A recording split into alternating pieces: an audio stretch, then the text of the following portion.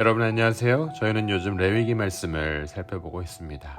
레위기는 1장부터 7장까지 5개의 제사를 설명하고 있는데 오늘은 화목제에 대한 말씀을 살펴보도록 하겠습니다. 먼저 레위기 3장 1절 말씀이 이렇게 전합니다. 사람이 만일 화목제의 제물을 예물로 드리되 서로 드리려면 수컷이나 암컷이나 흠없는 것으로 여호와 앞에 드릴지니. 화목제에서 화목이라고 번역된 단어는 평화란 뜻의 샬롬에서 나온 단어입니다. 우리가 샬롬하면 흔히 모든 것이 평화로운 상태를 의미하는 걸로 알지만 사실 이러한 의미만을 가지고 있지는 않죠. 히브리인에게 샬롬은 단수로 쓰일 때는 영육이 온전하고 튼튼함을 뜻하고, 또한 본문에서처럼 복수형으로 쓰일 때는 뜻이 보다 확장되어 화합, 번창이라는 의미를 지닌다고 합니다. 따라서 히브리인에게 있어서 샬롬은 단순히 사이좋게 지낸다는 추상적인 개념이 아니라 일상에서의 화합을 위한 밀접한 구체적인 행위를 수반하는 개념이었습니다. 여러분, 하나님께서 자기의 아들을 당신의 사랑을 보여주시기 위한 화목제물로 주셨다는 사실을 우리가 꼭 기억해야 합니다. 즉, 하나님의 화목은 단순히 사이좋게 지내는 수준에 머물러 있는 것이 아니라 반드시 화합을 구체적인 행동과 희생으로 표현하셨다는 거죠. 그렇게 일상에서 우리가 샬롬을 누린다는 삶이란 단순히 우리의 육의 웰빙만을 구하는 삶이 아니라, 또한 물질적인 풍요를 누리는 삶이 아니라 하나님과 화합하기 위해 우리가 희생하며 나누는 삶이라고 할 수 있는 겁니다. 이러한 사실은 화목제를 드릴 때 사용되는 제물과 방법에서도 확인할 수 있습니다.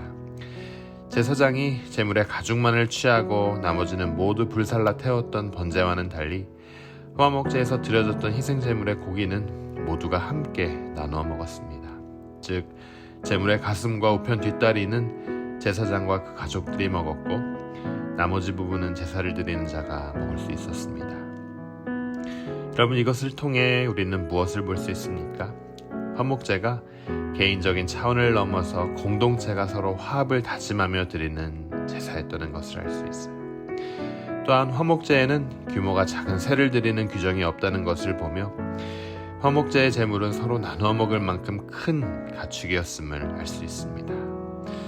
또 더더욱 중요한 것은 1장에서 살펴보신 대로 번제를 드릴 때는 소와 양이나 오직 수컷으로만 드려야 했습니다. 그러나 화목제물은 양이든 소든 암수의 구별이 없었다는 거죠. 화목제를 드리는 정신을 말해주고 있습니다. 우리가 화목해야 할 대상이 남녀노소 모두인 사실을 나타내고 있어요. 그럼 하나님께 드려지는 화목제물의 부위는 어떤 것이었습니까? 3절에서 5절 말씀을 우리 함께 읽어보도록 하겠습니다. 그는 또 그 화목제의 제물 중에서 여호와께 화제를 드릴지니 곧 내장에 덮인 기름과 내장에 붙은 모든 기름과 두 콩팥과 그 위에 기름 곧 허리 쪽에 있는 것과 간에 덮인 꺼풀을 콩팥과 함께 떼어낼 것이요, 아론의 자손은 그것을 제단 위에 불 위에 있는 나무에 번제물에서 살을 찌니 이는 화제라, 여호와께 향기로운 냄새니라. 이런 번제를 드릴 때는 모든 제물을 다 태워서 하나님께 드린 반면 화목제물은 내장에 덮인 기름과 또 내장에 붙은 모든 기름, 두 콩팥, 간에 덮인 껍질만을 떼어 하나님께 드렸습니다. 내장에 덮인 기름, 모든 기름 하니까 쓸모없는 기름덩어리만 하나님께 드린 것 아니냐라고 생각할 수 있는데 여러분, 그렇지 않습니다. 기름이란 단어를 우리가 살펴볼 때 1차적인 뜻과 더불어 최상의 것이라는 의미가 함께 있다는 거예요. 이는 고대 근동 사회에서 지방이 고의 부위에서 가장 귀한 것으로 여겨졌음을 의미합니다. 16절에 나오는 모든 기름이 여호와의 것이라는 말씀은 화목제물에서 가장 귀한 최상의 것을 하나님께 드리라는 명령이죠. 6절에서 11절은 화목제물로 드리는 것이 양일 경우에 어떻게 드려야 하는지를 설명하고 있고, 12절에서 마지막 절까지는 화목제물로 드리는 것이 염소일 경우에는 어떻게 해야 되는지를 설명하고 있는데 제물의 종류만 다를 뿐 그 내용은 동일합니다. 오늘 본문 말씀을 통해 우리가 깨닫게 되는 교훈은 첫째, 화목이란 함께 나눌 때 이루어진다는 사실입니다. 화목제물의 종류는 소나 양 또는 염소였어요. 새처럼 작아서 나눌 수 없는 것은 제물로 사용되지 않았습니다.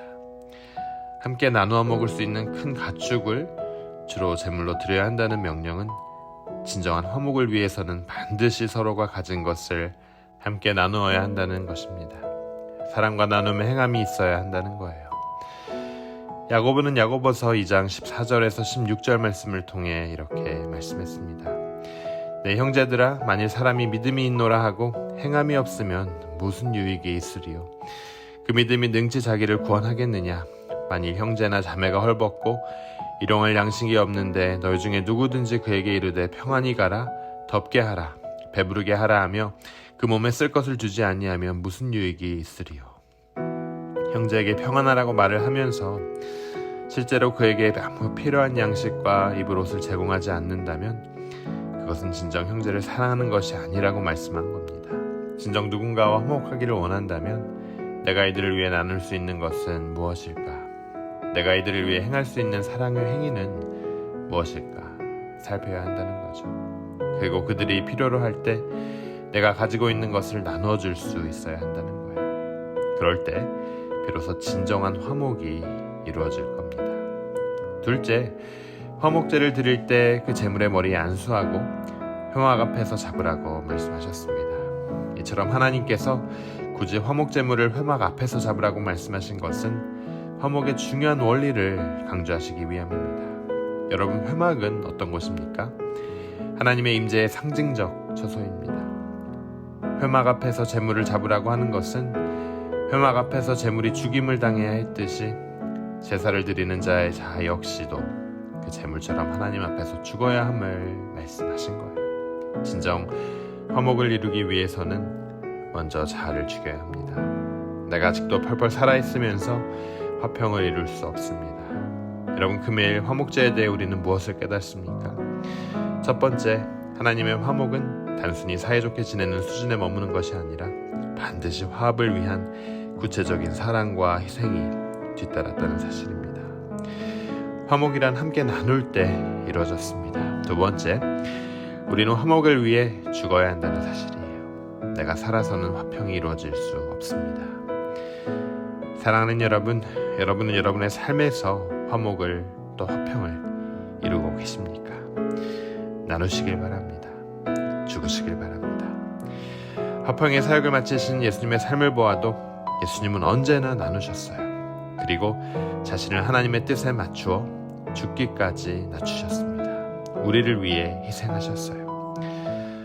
저와 여러분 가운데 나눔과 희생을 통해 진정한 화평이 일어나길 주님의 이름으로 축원합니다. 우리 함께 기도하도록 하겠습니다. 사랑의 주님, 은혜에 감사합니다.